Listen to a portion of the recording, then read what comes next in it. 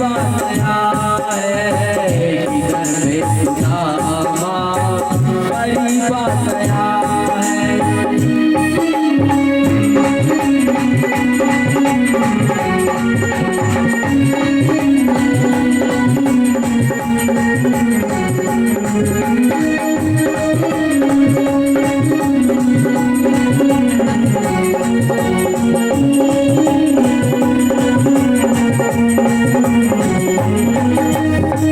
नसल पे पगड़ी नसल पे जाना बता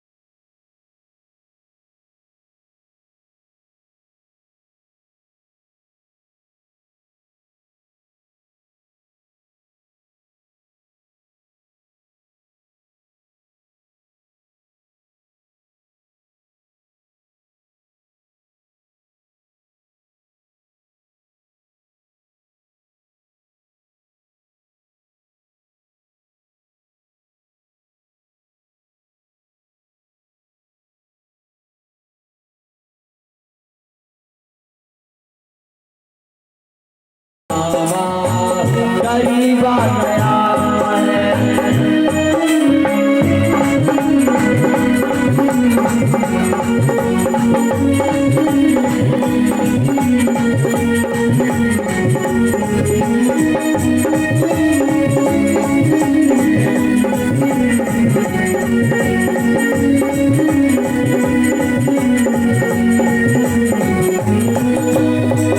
सुनते ही दौड़े चले आए मोहन लगाया गले से सुना बात मोहन लगाया गले से सुना बात मोहन लगाया गले से सुना बात मोहन सुनते ही दौड़े चले आए मोहन लगाया गले सुधा को मोहन लगाया गले सुधा को मोहन हुआ रुकमणी को बहुत ही अचंभा हुआ रुकमणी को बहुत ही अचंभा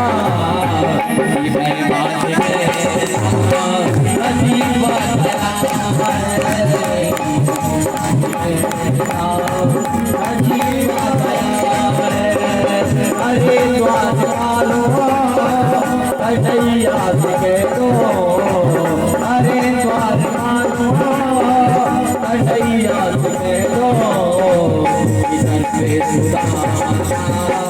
गरीबा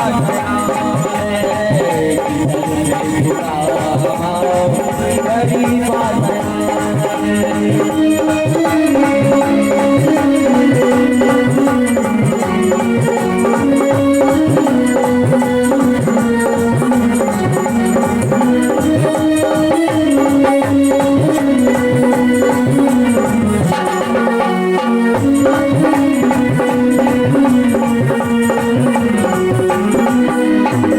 बराबर में अपने सुदामा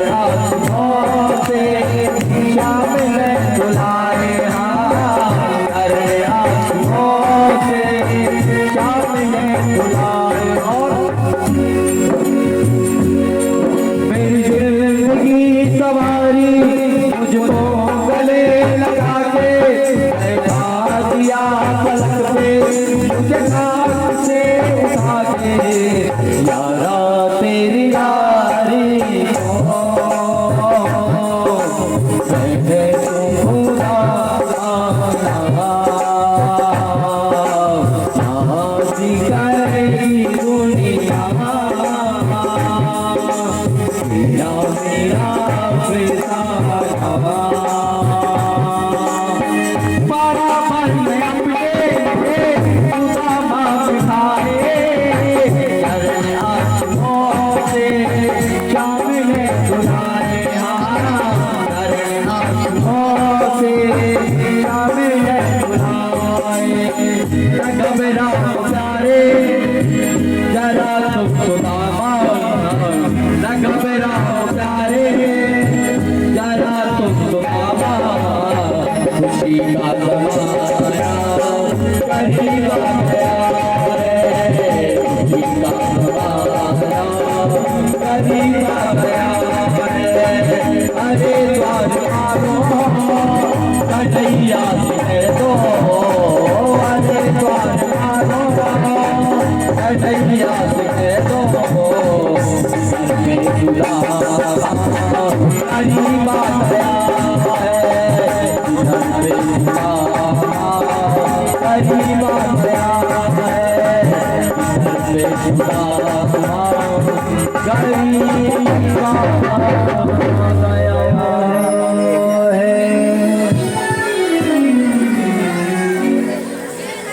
जैसे ही भगवान ने सोचा कि कन्हैया ने सोचा कि आज सुदामा इतने दिनों से चल रहे हैं, इतने दिनों से चल रहे हैं, तो उनको पारकुनी से कहा कि गर्म पानी कर लाओ, गुनगुना पानी कर लाओ, गुनगुना पानी कर लाओ और उससे उनके चरणों को धो। मार उतने देर में थोड़ा विलंब लगने लगा तो कन्हैया ने कहा कि मेरे आंसू भी गर्म है और उसमें थोड़ा सा खारापन भी है, तो मैं अपने आंसुओं से भगवान ब्राह्मण के चरणों को धुला दूंगा।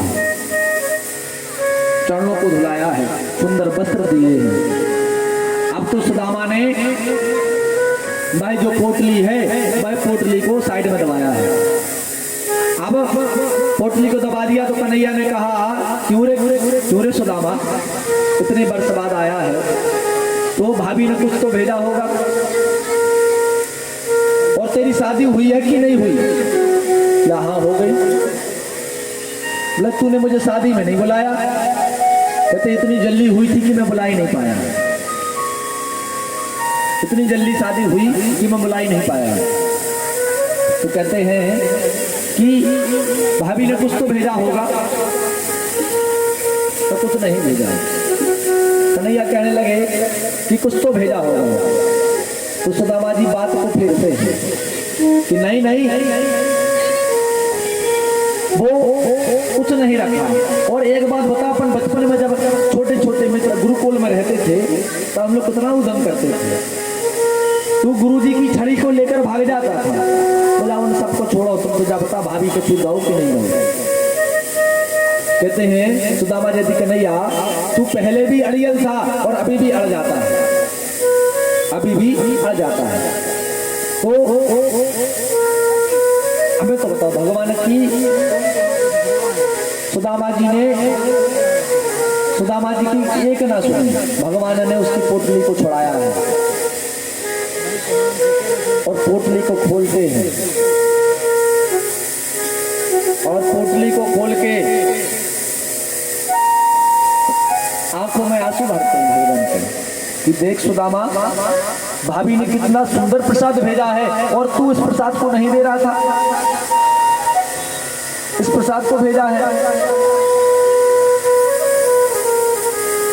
कि भगवान ने एक मुट्ठी चावल उठाए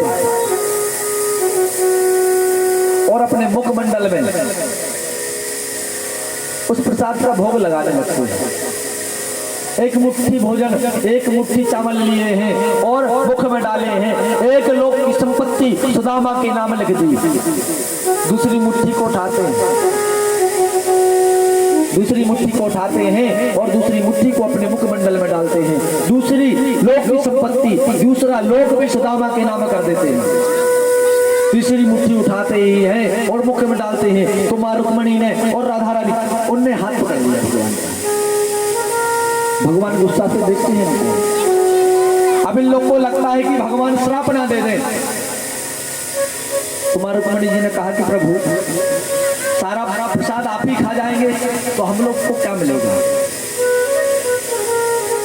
तो कहते हैं कि थोड़ा थोड़ा प्रसाद है। माताओं ने सबने खाया है और प्रसाद को, उस प्रसाद को लिया है और थोड़ा थोड़ा पान किया है। अब तो जैसे ही भगवान ने यहाँ सुदामा के तंदुलों को खाया है और सुदामा के तंदुलों को खाकर एक सुदामा विश्वकर्मा जी को बुलाते हैं। विश्वकर्मा जी को बुलाकर वहां पर द्वारकापुरी को वास करवा लेते हैं। कौन सी? एक छोटी द्वारकापुरी का वास कराते हैं जिसका सुदामा नगरी वास लग जाता है। सुदामा नगरी को तैयार करा देते हैं। अब तो बढ़िया 56 भोग लगते हैं और 56 भोग लगते हैं तो सब थाली में भोजन रखते हैं। तो सुदामा जी सोचते हैं कि मैं 56 भोग खाऊं और मेरे बच्चे भूखे रहे, ऐसा मैं नहीं कर सकता। भगवान समझ गए कि ऐसा है तो कहते हैं तुम्हारे बच्चे भूखे नहीं रहेंगे। तो सुदामा जी ने भोग लगाया और सब भोग लगाकर पूरा इकट्ठा कर लिया। पूरा भोजन इकट्ठा कर एक पातल में, एक थाली में पूरा भोजन कर इकट्ठा कर लिया। मठा भी, समोसे, जो बना था सब इकट्ठा कर लिया और खाते हैं। मां रुक्मणी जी हंसने लगती हैं। कन्हैया पूछते हैं कि आप हंसी क्यों?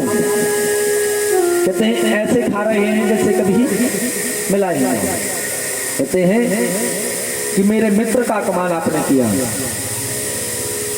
तो पूछा कन्हैया ने, क्यों कन्हैया, क्यों सुदामा, भोजन कैसा लगा? तो मां रुक्मणी कहती है सब मिला के खा लिया, आप क्या पता चलेगा कैसा लगा। तो भगवान ने रुक्मणी मैया को कहा कि रुको मैं बताता हूं। कहते हैं कि कन्हैया ने कहा कि कैसा भोजन लगा? बोला भोजन तो अच्छा है। बोला सच सच बताना। बोला कन्हैया भोजन तो अच्छा बना, मैं जो दाल थी ना उस दाल में थोड़ा सा नमक कम है। तो रुक्मणी मैया रोज दौड़ के गई हैं, उस दाल को चेक किया है, जैसे ही जीभ से लगाया है तो समझ गई कि इसमें नमक कम है। चरणों में गिर गई कि प्रभु आपके मित्र, आपके जो मित्र हैं बड़ी ही तपस्वी हैं, उनने बता दिया कि मैं सोच रही थी कि ऐसे ही तो भोजन किए हैं, भोजन को खिलाए दिया है। उस सुदामा को सुबह विदा किया। देखो सुदामा को विदा कर दे, कैसे कथा बहुत है, हमारी विदा सोई होने अब आप और भगल लगो। तो आज भगवान ने सुदामा को नगरी भेजा है। तो सुदामा जाते हैं और नगरी में सुदामा देखते हैं कि जहां पर सुदामा की कुटिया होती थी आज वहां महल है। द्वारपालों से पूछते हैं क्यों यहाँ पर सुदामा नाम के ब्राह्मण रहते थे, वो कहाँ हैं? मतलब ये यहाँ पर उनकी झुपड़िया थी, वो कहाँ गई? बोला झुपड़िया बढ़ गई, एक सुदामा नाम के राजा हैं, वो अभी कहीं गए हैं, उनकी पत्नी है, उनको बुलाएं। तब बुलाओ, मेरी झुपड़ी कहाँ गई, मेरे बच्चे कहाँ, मेरे भी बच्चे कहाँ गए? बुलाते हैं। माँ सुशीला आती देखती हैं, अरे तुम चरणों में गिर जाती हैं। भगवान जैसे ही सुदामा जी ने संपत्ति को देखा तो कहते मैं संपत्ति को नहीं धरूंगा और संपत्ति को छोड़कर मैं वन में चला जाऊंगा। भगवान आए हैं, भगवान ने कहा कि मैंने ये तुम्हें दी है। सुदामा जी ने कुछ समय वहां पर राज्य किया और दोनों अपने सबको लेकर वन में चले गए। ऐसे ही सुदामा कथा को पूर्ण हुआ। बोली श्री रामकृष्ण भगवान की जय हो। तो अब आगे की कथा आती है कि जब सब हो गया तो भगवान की अंतिम बेला आई। तो बात नहीं करिए, शांत रहिए, थोड़ी सी कथा और बची है। अंतिम बेला चल रही है। आज जैसे ही लास्ट टाइम भगवान का आया तो भगवान गुरुकुल आदि सब की याद कर रो रहे हैं और एक बंसी बट के नीचे बैठकर बंसी बजा रहे हैं। बच्चे के नीचे बैठकर बंसी बजा रहे हैं। कृष्ण के पुत्रों ने साधु की परीक्षा ली और परीक्षा लेते एक अपने गर्भ में, अपने पेट में एक मूसल को बांधा है और उन ऋषि से पूछते हैं कि इस मूसल को मेरे गर्भ में क्या है, तो वह कहते हैं ऋषि कि आपके गर्भ में मूसल है और इस मूसल से तुम्हारे सारे साथ तुम्हारी पूरा जितनी समाज है सब मिट जाएगी भाई, तुम्हारी पूरी समाज जितना पूरा तुम्हारा वंश सब नष्ट हो जाएगा, तुम्हारा सारा वंश तुम्हारे सामने ही नष्ट हो जाएगा, इसका तुम कारण तो नहीं होगी। तो उस मूसल को वे पुत्र पूरे भगवान के पुत्र जो पूरे घिसते हैं, ये घिस रहे हैं और घिसते घिसते जो वह उससे घिसा है और घिसने से जो वहां के रस निकला है उससे एलका नामक घास बनी जो बहुत पैनी होती है, उसको कुछ मदरा पान कर कर वह आपस में लड़ने लगे तो एक दूसरे को मारकर काट पीट कर उनने अपना पूरा वंश नाश कर लिया। अब भगवान अकेले बचे हैं। एक भील आया और भील ने भगवान को चरणों में बाण मारा है और बाण मारा, भगवान अपनी लीला को शांत कर